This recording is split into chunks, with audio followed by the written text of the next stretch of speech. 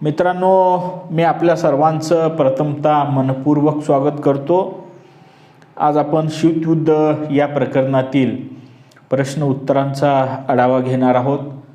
तर सुरू करूया। प्रश्न पहिला अ, दिलेल्या पर्यायांपैकी योग्य पर्याय निवडून पूर्ण विधाने पुन्हा लिहा।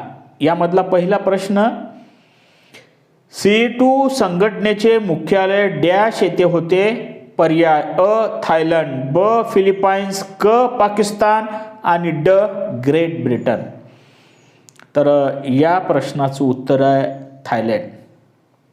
मित्रांनो, South East Asia Treaty Organization हा जो करार आहे, हा करार 8 सप्टेंबर 1954 रोजी झालेला होता। यामध्ये आग्नेय आशियातील काही मोजके राष्ट्र आणि पाश्चिमात्य राष्ट्र यांनी आग्नेय आशियामध्ये साम्यवादाच्या प्रचाराला आळा घालण्यासाठी अशा स्वरूपाचा हा करार केलेला होता आणि या संघटनेचं मुख्यालय थायलंड या ठिकाणी होतं।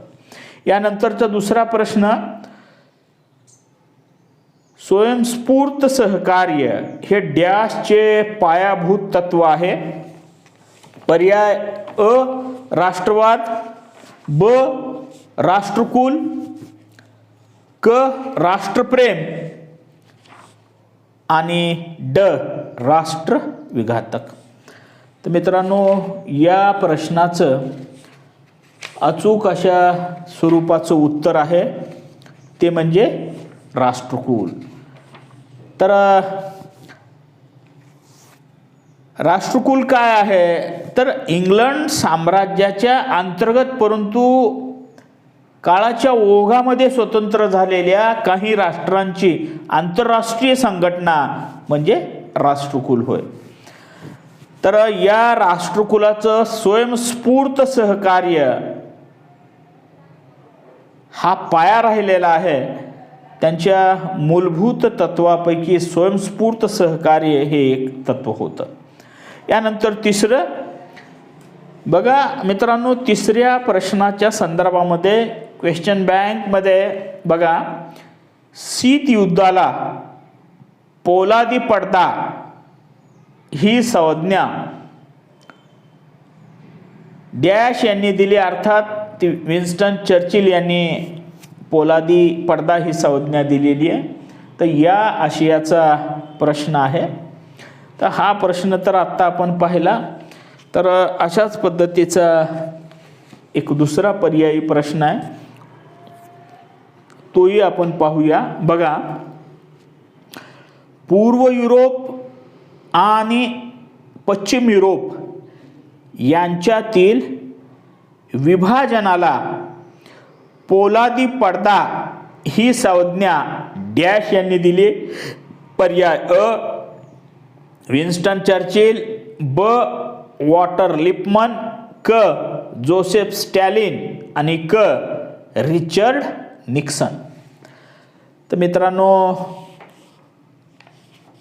बघा, पूर्व युरोप आणि पश्चिम युरोप, तर पूर्व युरोप हा साम्यवादी विचारसरणीच्या वर्चस्वाखाली आलेला आहे। तर पश्चिम युरोप हा लोकशाही विचारसरणीला मानणारा अशा पद्धतीचा हा भाग होता। तर पूर्व युरोप आणि पश्चिम युरोप यांची जी विभागणी झालेली होती, त्या विभागणीला उद्देशून इंग्लंडचे पंतप्रधान विन्स्टन चर्चिल यांनी त्या विभाजनाला पोलादी पडदा ही संज्ञा दिलेली आहे। बघा, अशा पद्धतीनं युरोपचं पूर्व युरोप आणि पश्चिम युरोप अशा पद्धतीने विभाजन होणं आणि त्यातून शीतयुद्धाचा भडका उडणं, या संदर्भामध्ये विन्स्टन चर्चिल यांनी पोलादी पडदा ही संज्ञा वापरलेली आहे। यानंतर बघा, चौथा प्रश्न, बर्लिन भिंत डॅशने उभी केली। पर्याय अ जर्मनी, ब फ्रान्स, क रशिया, ड अमेरिका तर या प्रश्नाचं अचूक उत्तर आहे रशिया. तर 1961मध्ये सोव्हिएट रशियानं बर्लिनची भिंत ही उभी केलेली आहे. यामुळं बर्लिनचं पूर्व जर्मनी आणि पश्चिम जर्मनी असं विभाजन झालेलं आहे.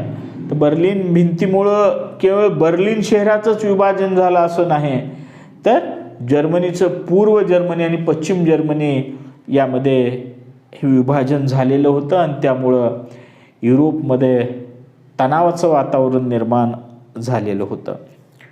यानंतर दुसरा प्रश्न ब, पुढील प्रत्येक संचामधील ब गटातील चुकीची जोडी दुरुस्त करून लिहा. त्यामध्ये अ गट CA2, 2 अँजूस, 3 वारसा करार, 4 सार्क. आणि ब गटामध्ये बघा, पहिलं आग्नेय आशियातील साम्यवादी प्रसार रोखणे, 2 चीनपासून संरक्षण मिळावे, 3 रशियाच्या धोरणाला विरोध आणि 4 दक्षिण आशियाई राष्ट्रांचे प्रश्न सोडवणे. तर अ गटामध्ये वेगवेगळे करार देण्यात आलेले आहेत आणि ब गटामध्ये त्या कराराचे उद्दिष्ट स्पष्ट करण्यात आलेले आहेत. तर याच्यामध्ये तिसरी जोडी जी आहे ब गटामध्ये वारसा कराराच्या समोर, तर ती चुकीची आहे. त्या प्रश्नाचं करेक्ट उत्तर जे आहे ते अमेरिकेच्या धोरणाला विरोध अशा पद्धतीनं राहिलं पाहिजे आणि त्यामुळं दुरुस्त केलेल्या जोडीमध्ये वारसा करार बरोबर अमेरिकेच्या धोरणाला विरोध असं आपल्याला नमूद करायचं आहे. मित्रांनो, अमेरिकेच्या आधिपत्याखाली जो नाटो करार झालेला होता त्याला शह देण्यासाठी रशियानं अशा पद्धतीनं हा वारसा करार हा घडवून आणलेला होता.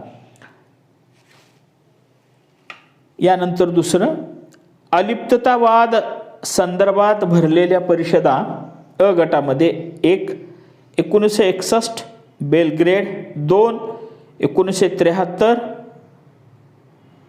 अल्जियर्स, 3 1983 आणि 4 1986.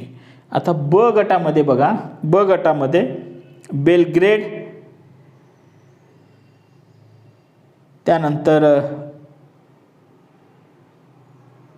अल्जियर्स, 3 कैरो आणि 4 हरारे. तर यामध्ये तिसरी जोडी जी आहे ती तिसरी जोडी चुकीची आहे. मित्रांनो, अ गटामध्ये इसवी सन देण्यात आलेला आहे आणि ब गटामध्ये ही अलिप्ततावादी परिषद कोणकोणत्या शहरामध्ये भरलेली होती ते नमूद केलेलं आहे आणि याच्यामध्ये तिसरी जोडी ही चुकीची आहे. कारण 1983ची अलिप्ततावादी परिषद नवी दिल्ली या ठिकाणी भरलेली होती आणि त्यामुळं 1983च्या समोर आपल्याला उत्तरामध्ये नवी दिल्ली असं नमूद करायचं आहे. तर अशा पद्धतीनं या जोड्या आपण दुरुस्त करून घेतलेल्या आहेत. यानंतर दुसरा प्रश्न म्हणजे प्रश्न दुसरा, ऐतिहासिक ठिकाण, व्यक्ती, घटना संबंधी नावे लिहा. त्यामध्ये पहिला प्रश्न, 30 जून 1977 रोजी या संघटनेचे औपचारिकरित्या विसर्जन झाले. तर आपल्या सर्वांना कल्पना आहे की 3 जून 1977 रोजी CA2 या संघटनेचं औपचारिकरित्या विसर्जन झालेलं होतं. कारण बघा, मुळामध्ये हा करारच तर्कसंगत नव्हता. 1973 मध्ये पाकिस्तान या संघटनेतून बाहेर पडलेलं आहे आणि 1975 मध्ये फ्रान्सनं या संघटनेला आर्थिक पुरवठा करण्याचं बंद केलेलं आहे आणि त्यामुळं 30 जून 1977 रोजी या संघटनेचं औपचारिकरित्या विसर्जन करण्यात आलेलं आहे. यानंतर दुसरा प्रश्न, कॉमनवेल्थ गेम्सची संकल्पना मांडलेली व्यक्ती. तर कॉमनवेल्थ गेमची संकल्पना मांडणाऱ्या व्यक्तीचं नाव आहे reverend Ashley Cooper. Reverend Ashley Cooper. तर मित्रांनो, दुसऱ्या महायुद्धापूर्वी ब्रिटिश साम्राज्याअंतर्गतील हौशी खेळाडूंचे ब्रिटिश एम्पायर गेम्स हे ऑलिम्पिकच्या धर्तीवरती भरत असत आणि या क्रीडा स्पर्धेची संकल्पना ही रेव्हरंड ॲस्ली कूपर यांनी मांडलेली होती आणि 1950 पासून या खेळांना कॉमनवेल्थ गेम्स असं म्हटलं जाऊ लागलेलं आहे. अर्थात राष्ट्रकुल क्रीडा सामने असं म्हटलं जाऊ लागलेलं आहे. तर त्याची मूळ कल्पना जी आहे ते रेव्हरंड कूपर यांची होती, हे आपण लक्षात घेतलं पाहिजे. यानंतर तिसरा प्रश्न बघा, दुसऱ्या महायुद्धानंतर भांडवलशाही राष्ट्रे व कम्युनिस्ट राष्ट्रे यांच्यातील सत्तेसाठी जो संघर्ष झाला त्याला देण्यात आलेले नाव. तर दुसऱ्या महायुद्धानंतर भांडवलशाही राष्ट्र आणि कम्युनिस्ट राष्ट्रे अर्थात अमेरिकेच्या नेतृत्वाखाली आणि रशियाच्या नेतृत्वाखाली जो संघर्ष निर्माण झालेला आहे त्याला शीतयुद्ध अशा स्वरूपाची संज्ञा ही दिली जाते. यानंतर चौथं, सोव्हिएत रशियाचे विघटन यांच्या काळामध्ये झाले. तर सोव्हिएत रशियाचं विघटन मिखाईल गोर्बाचोव यांच्या कालखंडामध्ये झालेलं आहे. तर गोर्बाचोव ज्यावेळेस सत्तेमध्ये आलेली आहेत त्यावेळेस त्यांनी रशियाच्या राजकीय आणि आर्थिक पुनर्रचनेचा कार्यक्रम हातामध्ये घेतलेले आहे. त्यांनी लेखक, पत्रकार या बुद्धिजीवी वर्गांना अभिव्यक्ती स्वातंत्र्य बहाल केलेलं आहे.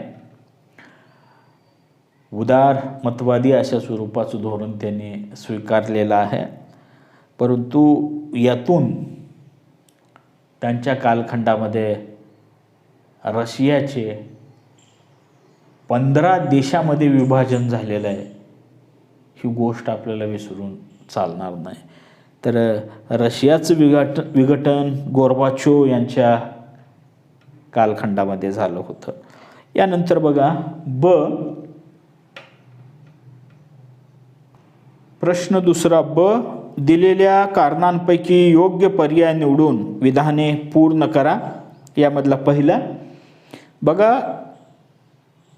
अँजूस करारात ऑस्ट्रेलिया, न्यूझीलंड आणि युनायटेड स्टेट ऑफ अमेरिका वगळता कोणत्याही राष्ट्राला प्रवेश दिला नाही कारण त्यांना ग्रेट ब्रिटन आणि फ्रान्सचे महत्त्व वाढू द्यायचे नव्हते. हा लष्करी करार होता. हा गुप्त करार होता आणि हा फक्त मित्र देशातील करार होता. तर अँजूस करार जो झाला त्यामध्ये ऑस्ट्रेलिया, न्यूझीलंड आणि अमेरिका या राष्ट्रांनी इतर कोणत्याही राष्ट्राला प्रवेश दिला नाही कारण त्यांना ग्रेट ब्रिटन आणि फ्रान्सचे महत्त्व वाढू द्यायचे नव्हते. यानंतर दुसरा प्रश्न, मॉस्को ऑलिम्पिक क्रीडा स्पर्धेवर अमेरिकेने बहिष्कार टाकला कारण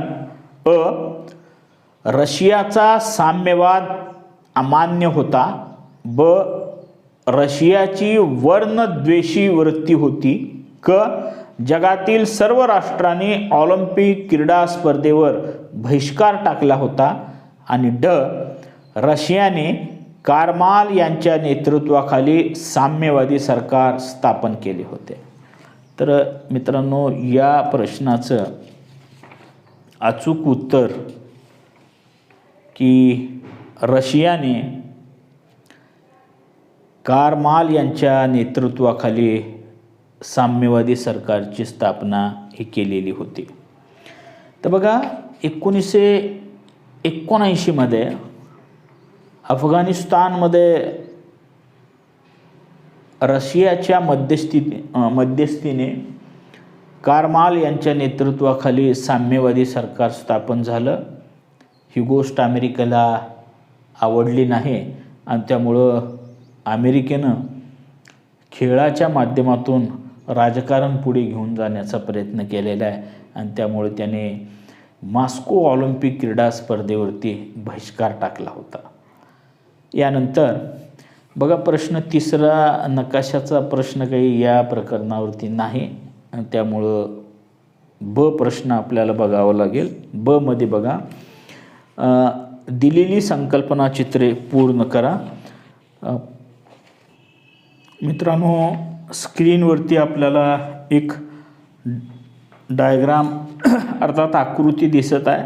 त्यामध्ये सार्क परिषदेसमोरील आव्हाने असं नमूद करण्यात आलेलं आहे. तर यामध्ये आपल्याला सार्क परिषदेच्या समोर कोणकोणती आव्हाने होती हे नमूद करायचे आहे. 4 आव्हाने त्या ठिकाणी ऑलरेडी नमूद केलेली आहेत. 4 रिकाम्या चौकटी आहेत, म्हणजे आपल्याला 4 आव्हानं या ठिकाणी अंतर्भूत करायची आहेत. तर या रिकाम्या चौकटी आपण भरूया. बघा, पहिलं आव्हान यामध्ये रिकामी चौकट जी आहे त्यामधलं की बघा, संरक्षणावरील खर्च. यानंतर दुसरं, कृषी क्षेत्राचा अपुरा विकास. तिसरं, लोकसंख्या विस्फोट. आणि चौथं, अपुरा व्यापार. अगोदरची 4 आणि हे आपण समाविष्ट केलेली 4. आणि याचबरोबर एक दुसरे एक आव्हान होतं ते म्हणजे धार्मिक भाषिक विविधता. तर अशा पद्धतीनं सार्क परिषदेच्या समोर वेगवेगळ्या स्वरूपाची आव्हानं ही आवासून उभी होती. त्याचा यशस्वी सामना करणं हे सार्कच्या दृष्टीनं चॅलेंजिंग होतं.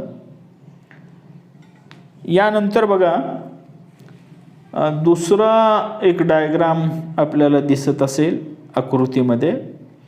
काय दिलेलं आहे तर बघा, सार्क संघटनेतील सहभागी देश असं या ठिकाणी नमूद केलेलं आहे.